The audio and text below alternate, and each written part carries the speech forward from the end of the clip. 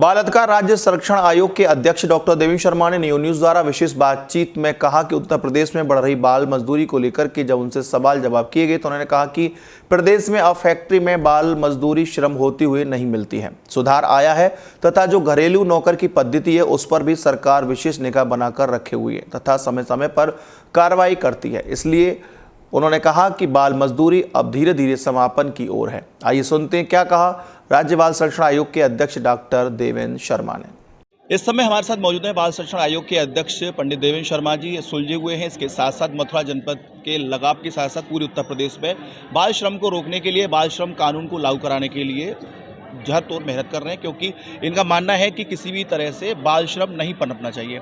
बहुत बहुत स्वागत है सर आपका जी। बाल श्रम लगातार बढ़ रहा है। सन 2011 की जनगणना के अनुसार उत्तर प्रदेश में तकरीबन 20 लाख बाल मजदूर थे, उनकी संख्या निरंतर बढ़ रही है। क्या कारण मानते हैं आप? बढ़ा नहीं है, घटा है पहले से। और आज बाल श्रम को रोकने के लिए सरकार प्रतिबद्ध है और कड़ाई से हमने भी इसके लिए गाइडलाइन दी है। समय समय पर हम अभियान चलाते हैं और इसकी बाकायदा मॉनिटरिंग करते हैं। और आज बाल श्रम घरों में जो हो रहा है, दो अंतर हैं। घरों में जो बाल श्रम हो रहा है वो एक अलग विषय है, लेकिन फैक्ट्रियों में बाल श्रम पहले से बहुत कम हुआ है। जागरूकता ये आप कहने का। और दूसरा, बाल विच्छावृत्ति को लेकर हमने विच्छा से शिक्षा की ओर, यानी बच्चे पढ़ें, और जो परिवार आदतन भिक्षावृत्ति में लगे और उनके बच्चे लगे, ऐसे बच्चों को पढ़ाने के लिए हमने स्पॉन्सर योजना से 4,000 रुपया पढ़ने के लिए दे रहे हैं जी।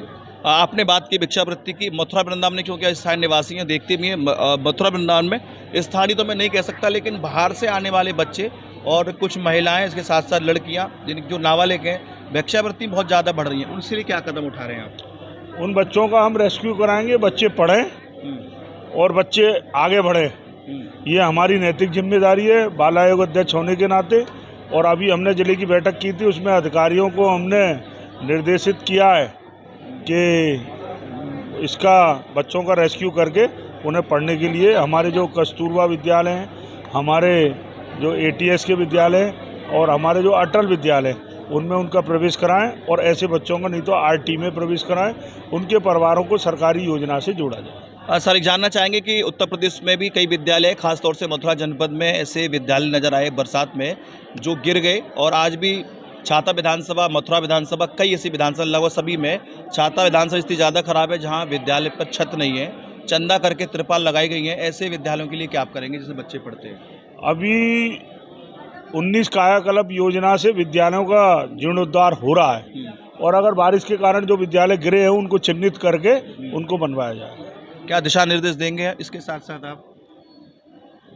नहीं, हमने अधिकारियों से कहा है कि वो चिन्हित हो रहे हैं। हमने BSC को भी निर्देशित कर रखा है और उसकी सूची बनाई जा रही है। और आपने देखा, अब बेसिक शिक्षा में इतना बदलाव आया 19 कायाकल्प योजना निपुण भारत से, कि आज पढ़ाई का माहौल बना है। आज गाँव में आप देखिए प्रयोगशाला बनी है और बच्चे उसके लिए प्रयोगशाला में भाग ले रहे हैं।